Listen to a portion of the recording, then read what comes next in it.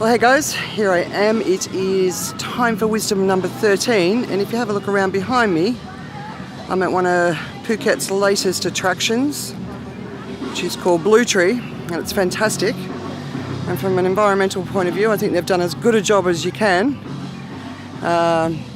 making it an environmentally friendly destination. So if you're coming to Phuket, this is one to put on the cards with family. But yeah, so wisdom number 13, how to deal with eco-anxiety.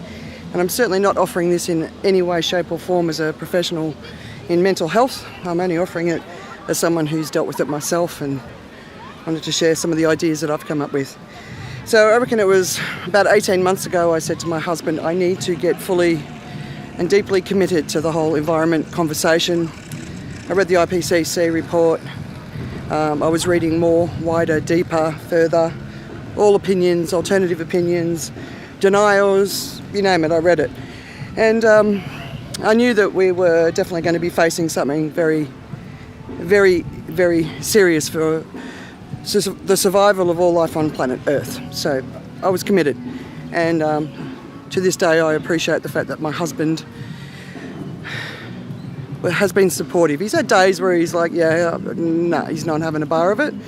But he's as supportive as he can be. But anyway, so it was probably about 6 months into it, January, February, at the beginning of this year, that I went really down. And I went really, really down because once you start paying attention, you see things everywhere. But the thing that's hardest to stand witness to is the fact that most people are not seeing it. They're not seeing it, they're not understanding it, they're not understanding the urgency, they're not understanding the great requirement that we all have to drive massive change across the globe.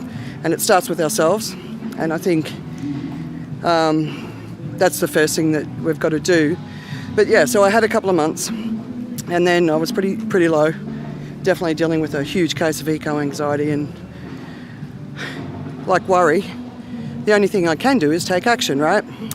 So I started taking action. One of the best places to start is on yourself. And it's really ripping apart your whole lifestyle. And it can be quite horrifying facing up to it. How much you drive, how much pollution you're putting out there, how much energy you use, plastics in the house, what you buy from the supermarket.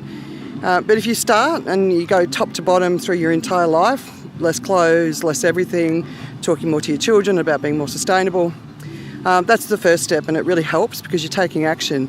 And then the next step that you can take is driving awareness. So that's obviously a big thing for me, is driving awareness. I'm of the business world, so I like to speak to the business world. That's my way of dealing with it. And there's other people out there doing it on a much, much greater level.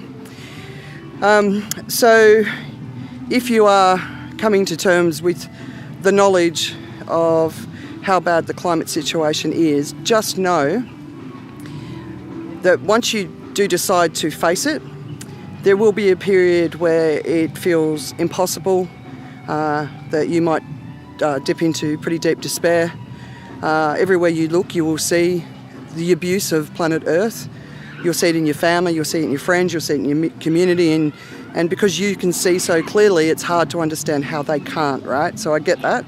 I've been through that. Every time I'm in a shop or in a 7-Eleven or someone's taking a plastic bag, this sickness goes through my body. I'm like, how can you not know not to do that? So being aggressive doesn't work, even when you're being gently suggestive to people, hey, maybe you don't need a plastic bag. There's still a level of embarrassment and shame that you can put on other people, and that's not positive, right?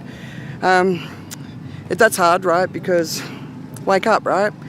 But if you are going through it, all I can say to you is, or if you're about to embark on investing in the knowledge of what's going on in the world, all I can say is there will be a period of time that's very difficult. It will be very difficult to accept. It will be very difficult to feel any hope. And I think that's the hardest stage to be in. But if you can allow yourself to sink into it, because you have to, you can't escape these feelings, right? Allow yourself to sink into it. Go with the emotion for as long as you need to, but come out the other end and come out fighting. And that is the only thing that I have found that has helped me get out of eco-anxiety. It's taking action as much as I can. And lots of people are taking action in different ways.